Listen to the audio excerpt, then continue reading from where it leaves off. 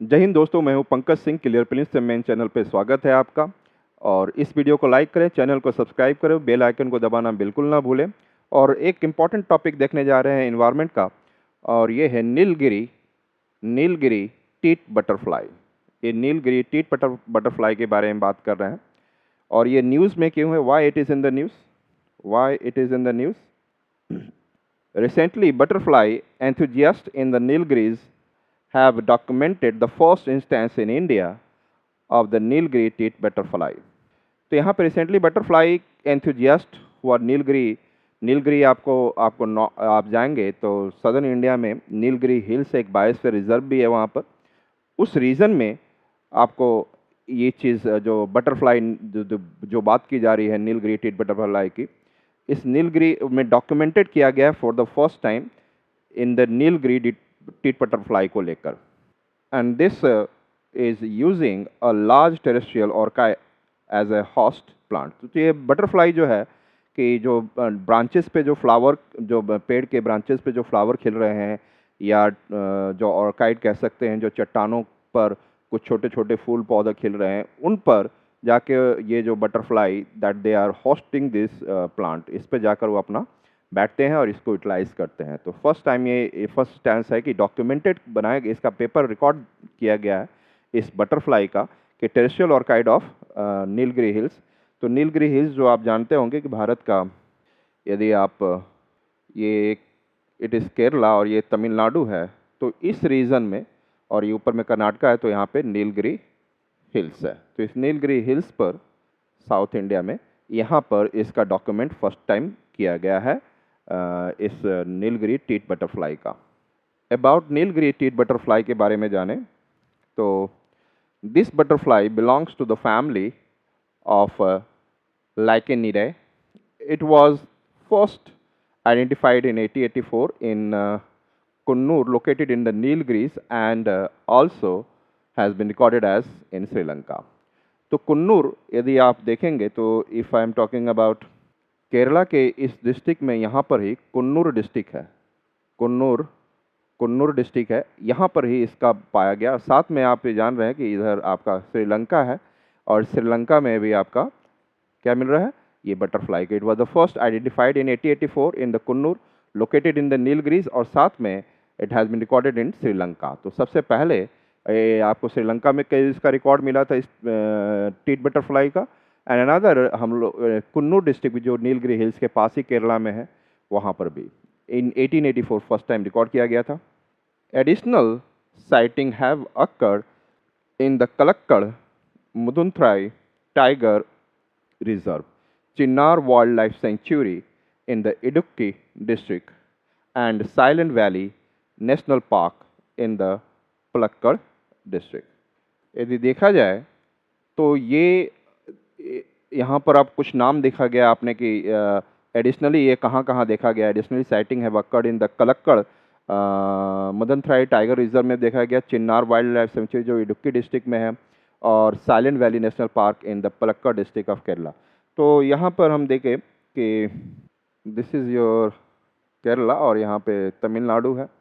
And यदि बात की जाए सो यहाँ पे तिरुनेलवेली और कन्याकुमारी रीजन है। तो इसमें तिरुनेलवेली एंड कन्याकुमारी रीजन में यहाँ पे आपको कलक्कड़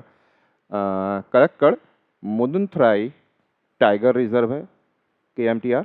यहाँ पर भी इसको इट हैज़ बीन देखा गया, इस बटरफ्लाई को इस तितली कह सकते हैं आप।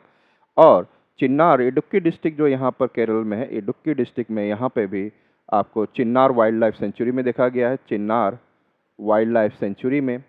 और यहाँ एक पलक्कड़ डिस्ट्रिक्ट है केरल का, कुन्नूर के साउथ में, यहाँ पर आपको साइलेंट वैली नेशनल पार्क, यहाँ पे साइलेंट वैली नेशनल पार्क है, यहाँ पर भी देखा गया है। तो आपने कौन कौन सा जो major important wild life sanctuary देखा आपने? एक तो चिन्नार वाइल्ड लाइफ सेंचुरी जो आपको इडुक्की डिस्ट्रिक्ट है, ये आपका इडुक्की डिस्ट्रिक्ट है, चिन्नार वाइल्ड लाइफ सेंचुरी। और यहाँ पे तिरुनेलवेली और कन्याकुमारी के पास जो इस रीजन में आप देखेंगे, तो यहाँ पे कलक्कड़ मुदनथ्राई टाइगर रिजर्व है इसमें, और ये रीजन है साइलेंट वैली नेशनल पार्क, इसमें भी इसको देखा गया है। इसके अपीयरेंस को लेकर देखा जाए, what is about its appearance? The male Nilgiri tit is characterised by a dark reddish purple brown coloration on its upper side. इसके ऊपर साइड में जो मेल होगा, जो ये बटरफ्लाई का जो मेल है, इसकी पहचान क्या है कि इट इज़ उसमें डार्क रेडिश पर्पल ब्राउन होगा, डार्क होगा, रेडिश होता है, पर्पल ब्राउन कलरेशन उसके पंखों पे देखा जा सकता है ऊपर side on its upper side. तो ये एक मेल की पहचान होगी इसमें। Its feature 2 black spots that are rimmed in orange near its tail. इसके टेल के पास, इसके पूंछ के पास जो है एक सर्कुलर रिम में 2 ब्लैक स्पॉट्स रहेंगे इसके। And in contrast the female is a pale brown colour. और जहाँ तक फीमेल को देखा जाए तो इसका जो कलर होगा वो थोड़ा सा पीला और ब्राउनिश लेकर होगा, वो फीमेल बटरफ्लाई होंगी, फीमेल नीलगिरी टीट बटरफ्लाई।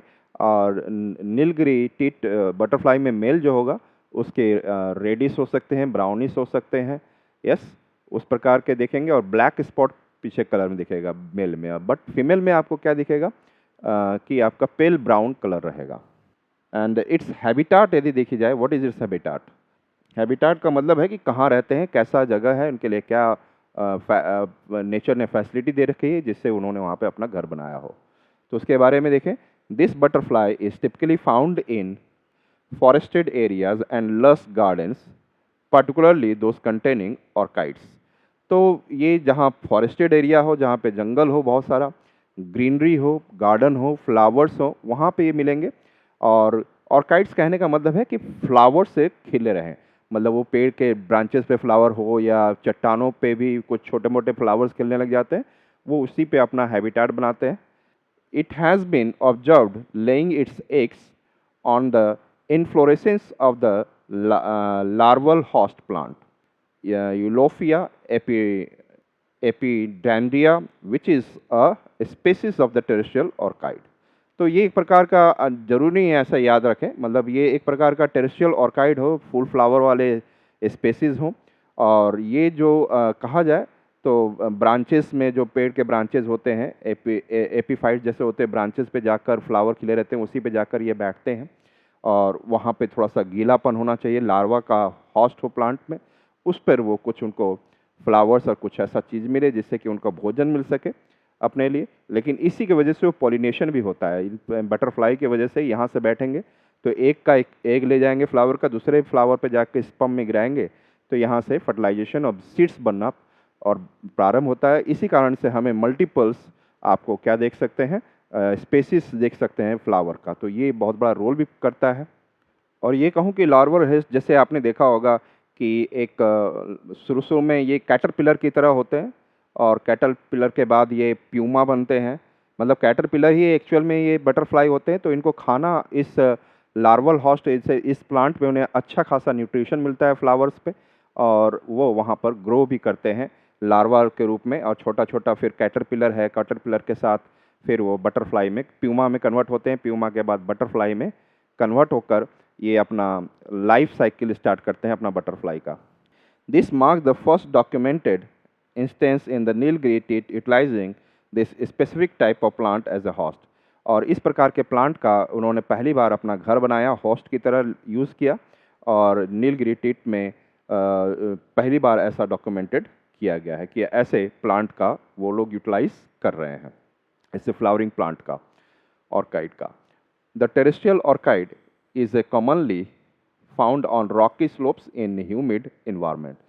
तो जो चट्टानों के क्रैक्स होते हैं और वहाँ पर रॉकी स्लोप्स पर वहाँ पर फ्लावर्स होते हैं, और उस फ्लावर्स पर जाकर जो लार्वा रहता है उसके ऊपर अपना भोजन प्राप्त करते हैं, और वहाँ पे ही बटरफ्लाई अपना एग वगैरह भी देते हैं। उसके बाद वो डिफरेंट लाइफ साइकिल में, जैसे लार्वा, कैटरपिलर, फिर उसके बाद प्यूमा वगैरह बनते हुए फिर बटरफ्लाई में कन्वर्ट होते हैं। इसका कंजर्वेशन स्टेटस देखा जाए तो क्या इसके कंजर्वेशन स्टेटस है? Conservation status, this endemic butterfly is classified under schedule 2 of the wild life protection act, indicating it's need for the protection and conservation efforts. मतलब बहुत हाई लेवल पे तो नहीं, लेकिन इसकी पॉपुलेशन ठीक ठाक है। इसी कारण से वाइल्ड लाइफ प्रोटेक्शन एक्ट के शेड्यूल 2 में रखा गया है। शेड्यूल 1 में रखा जाता तो बहुत, मतलब उसको प्रोटेक्शन और कंजर्वेशन की बहुत ज़्यादा ज़रूरत होती, लेकिन 2 में रखा गया है तो ठीक है। और साथ में इट इज़ एंडेमिक बटरफ्लाई है, मतलब ये कि इसी रीजन का ही बटरफ्लाई है, ऐसे बटरफ्लाई किसी और वर्ल्ड के भाग में नहीं मिलते। It is an endemic butterfly. और इसका सिग्निफिकेंस क्या है, व्हाट इज द सिग्निफिकेंस? देखा जाए, the discovery of this Nilgiri tit butterfly utilising a new host plant highlights the importance of biodiversity and the need for continued research and conservation in the Nilgiri reason.